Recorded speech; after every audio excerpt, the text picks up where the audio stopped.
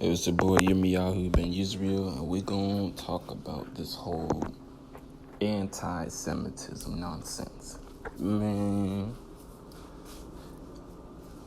that's literally a fake term made by a fake religion, a fake people. Because everywhere you go, you see these people getting caught up in this whole anti-Semitism nonsense. Man, that's a bunch of garbage. Man, we gonna expose them on this one. Oh yeah, we gonna expose them on this one. Let's see here. First off, I'm gonna prove it using straight scripture right here. Here we go.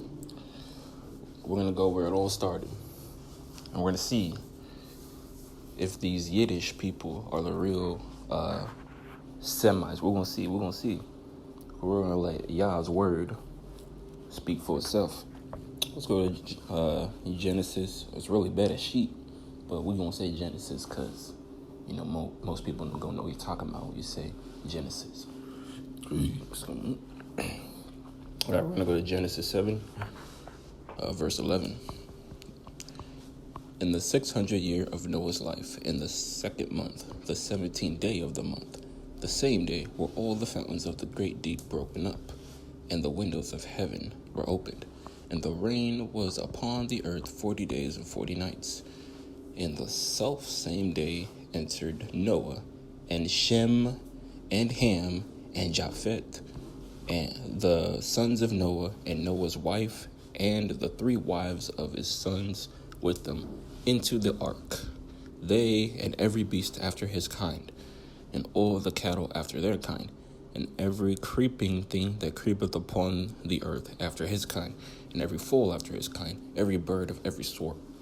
So let's reverse back onto Genesis 7 verse 13. In the self same day entered Noah and Shem and Ham and Japheth. Oh, whoa, okay. I see Shem spelled S-H-E-M, not S-E-M, S-H-E-M. So again, because Yah is not finna have these lying people deceived the world too much.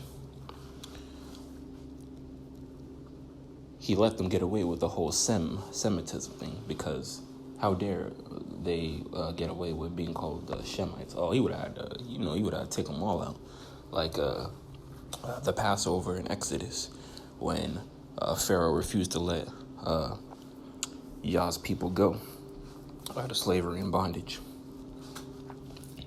But yep, that's where it all started right here. S-H-E-M, not S-E-M. So this whole anti-Semitism thing, again, because people don't do their own research, they're like, well, they're God's people, so, you better leave them alone. Well, there, Billy.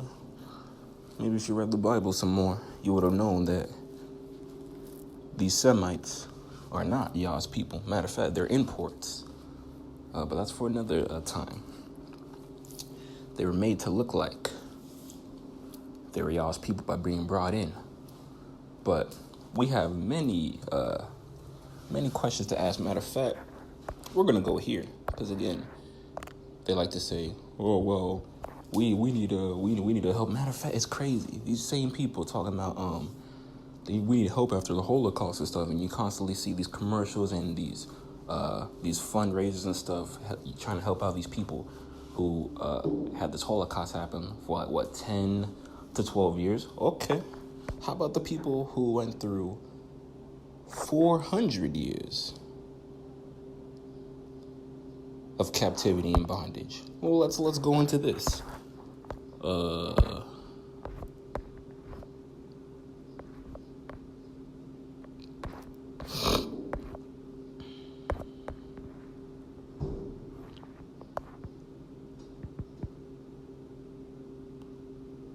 All right, let's go into this. Since y'all Semites say y'all God's chosen people, let's see. Did y'all go through this? Genesis 15:13.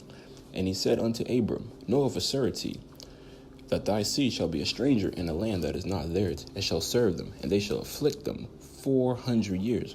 Well, let's go over that again. And he said unto Abram, know of a surety that thy seed shall be a stranger in a land that is not theirs, and shall serve them, and they shall afflict them 400 years. Well. Coincidence. Is that a coincidence that the Atlantic slave trade was 400 years? Is that a coincidence? No, I don't think so. I don't see y'all mention anything about, and your people will be in slavery and bondage and will be killed for over 10 to 12 years. I don't see nothing about that. But y'all the real Jews? Y'all's chosen people? Shoot, you can even go in the history books. When everyone went to school, everyone went through all 12 grades, and even if you dropped out, you went high enough to know that black people were slavers. Oh, yeah. Yeah, you remember history. Seeing pictures of black people in,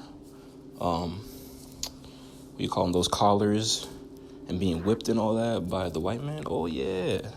Y'all remember them days where we used to talk about slavery? Yeah, they're all in the history books. But what they didn't tell us in these schools was that those were Yah's people, and the reason why they were in chains and bondage, enslaved, is because they did not hearken into the voice of their God. And he warned them that that was going to be their demise if they didn't follow their law, statutes, and commandments of the Most High and not try to be like the other nations. That was his warning before it came into fruition. Matter of fact, that's a real prophecy. Now, these false prophecies of JC or all these other idols in the other religions, oh no, that was a real prophecy that you see today. He said, matter of fact, let's go back into the book of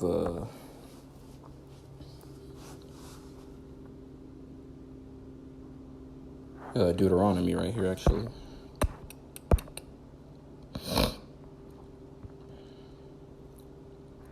Now let's see how he Yah tells his people over and over again.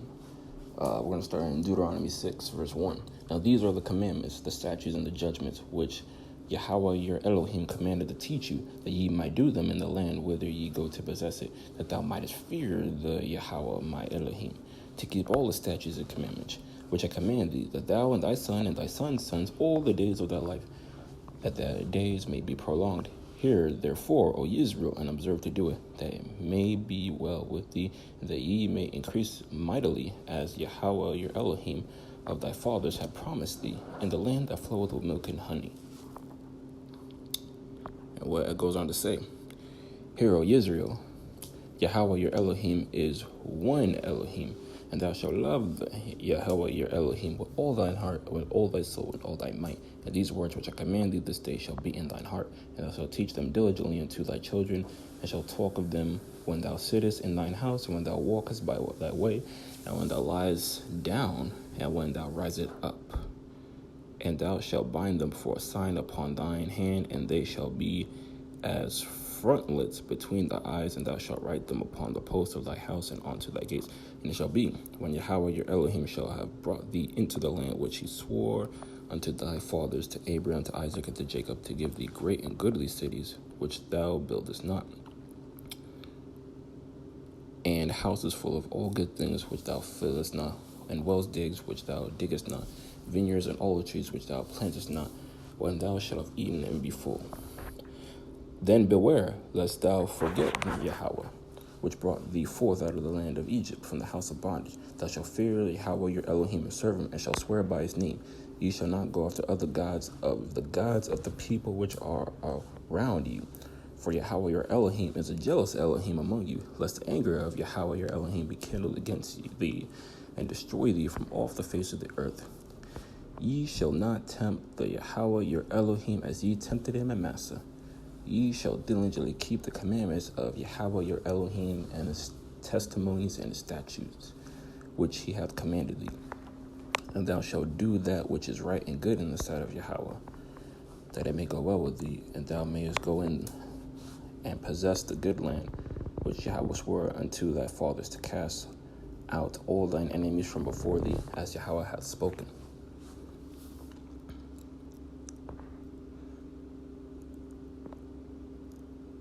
So as you can see, who is he talking about right here?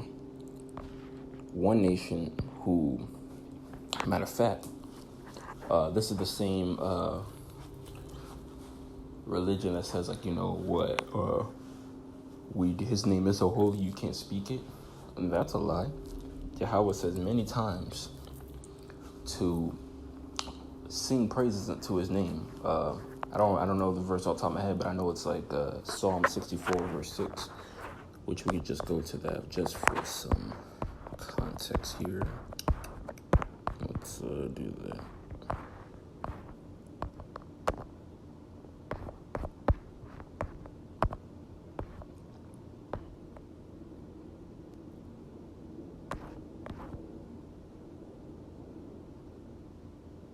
Oh, excuse me, Psalm 66, I believe, actually. Psalm 66, verse 1. Make a joyful noise unto Yahweh, all ye lands. Sing forth the honor of his name. Make his praise glorious. Say unto Yah, how terrible art thou in thy works. To the greatness of thy power shall thine enemies submit themselves unto thee. All the earth shall worship thee. And shall sing unto thee. These shall sing to thy name, Selah. And then I got one more. That actually wasn't the one. That was just, by the Most High right there. But let's see here.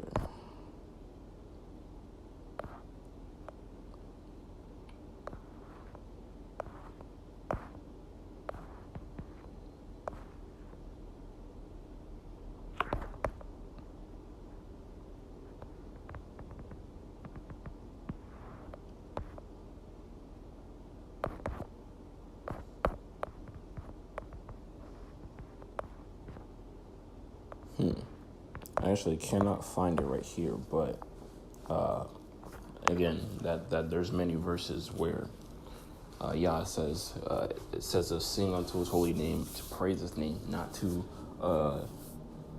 just say these bywords like Adonai, which Adonai only means is Lord.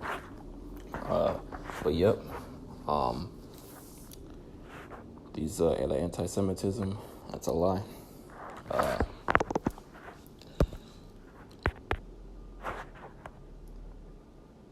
If it was anti-Shemitism, it would have been correct. But again, these aren't Yah's people. These are, fakers, that make up their own laws, that think that the Babylonian Talmud, which was made by men, has authority over the Torah or the Tanakh. Too funny. But yep, that's it right there. All right.